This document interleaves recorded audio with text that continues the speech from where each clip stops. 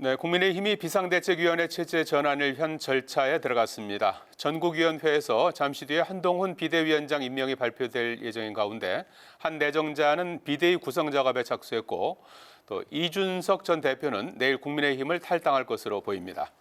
야권에선 이낙연 전 민주당 대표와 정세균 전 총리가 비공개 회동을 갖고 당내 문제에 대한 공감대를 나눴습니다. 자세한 내용 취재기자 연결해 알아보겠습니다. 천지영 기자. 네, 국회의사당입니다. 네, 오늘 오전에 국민의힘 전국위원회가 열렸는데요. 발표가 나왔을까요? 네, 조금 전 전국위가 결과를 발표했습니다. 한동훈 비대위원장이 국민의힘을 이끌게 됐는데요. 오전 국민의힘이 전국위원회를 열고 한동훈 비상대책위원장 임명안과 비대위 설치 안건을 의결했습니다. 잠시 뒤 오후 3시에는 여의도 중앙당사에서 한동훈 비대위원장 취임식을 개최하는데요. 한 비대위원장의 정치인으로서 첫 공식 일정입니다. 한 비대위원장은 직접 참석해 취임에 대한 입장 발표와 수락 연설을 할 예정입니다. 15명의 비대위원 인선이 완료되면 비대위 체제가 꾸려지게 되는데 28일 최고위 의결과 29일 상임 전국위 의결을 거쳐 비대위원이 임명될 것으로 보입니다. 비대위 구성이 완료되면 윤재욱 대표 권한대행이 다시 원내대표직을 맡게 되고 최고위는 해체됩니다. 이런 가운데 총선 영입인재 1호인 이수정 경기대 교수가 비대위원에 영입됐다는 보도가 이어졌지만 오전 라디오에서 이 교수는 총선에 집중하겠다며 이를 부인했습니다. 한편 이준석 전 국민의힘 대표가 예정대로 내일 국민의힘 탈당 선언을 할 것으로 보이는데요. 탈당 기자회견에는 이른바 천하용인으로 불렸던 천하람 전남 수천갑 당협위원장, 허은하 의원, 이기인 경기도 의원이 참석 예정이라는 보도가 나왔습니다. 김용태 전 청년 최고위원은 라디오에서 당내에서 혁신을 이어나가야 한다며 이 전 대표의 신당에 함께하지 않겠다는 뜻을 피력했습니다. 자, 오전에 정세균 전 총리와 이낙연 전 민주당 대표가 만났는데 상황이 조성된다면 문재인 정부 새 총리 회동을 추진한다는 소식이 있군요. 네, 정세균 전 국무총리와 이낙연 전 민주당 대표가 오늘 서울 종로구 모처에서 1시간 동안 아침 식사를 함께하며 1대1 회동을 가졌습니다. 정 전 총리와 이 전 대표는 적절한 상황이 조성되면 김부겸 전 총리까지 문재인 정부 3총리 회동을 추진하기로 했다고 전했는데요. 아직 회동 날짜는 정해지지 않았습니다. 오늘 만남에서 정 전 총리와 이 전 대표는 국가와 민주당의 문제에 대한 우려를 공유했다고 이 전 대표 측이 밝혔는데요. 이번 회동은 이 전 대표의 행보에 대해 우려를 표한 정 전 총리가 주도했다는 보도가 나왔습니다.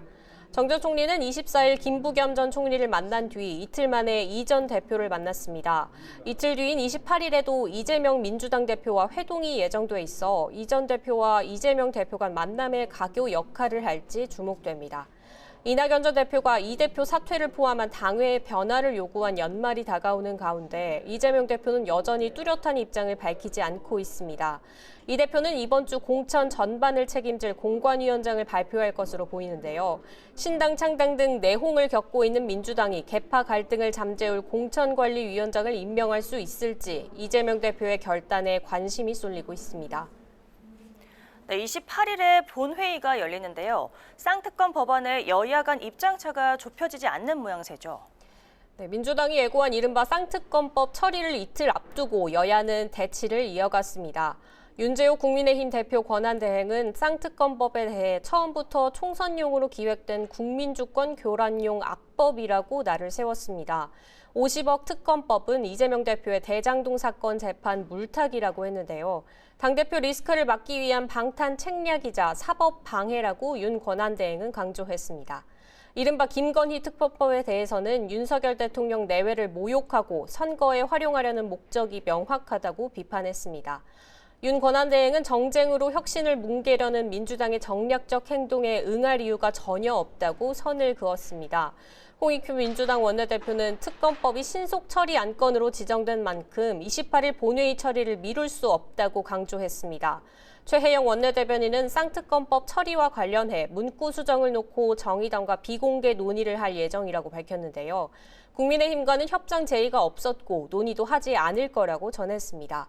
홍 원내대표는 쌍특검법 거부권 행사는 국민에 대한 거부이자 공정과 상식에 대한 거부라고 말했는데요.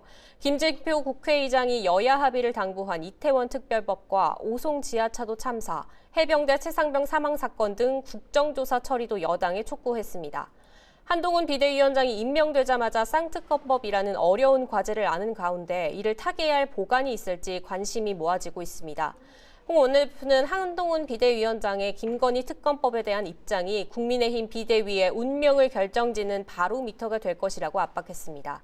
지금까지 국회에서 전해드렸습니다.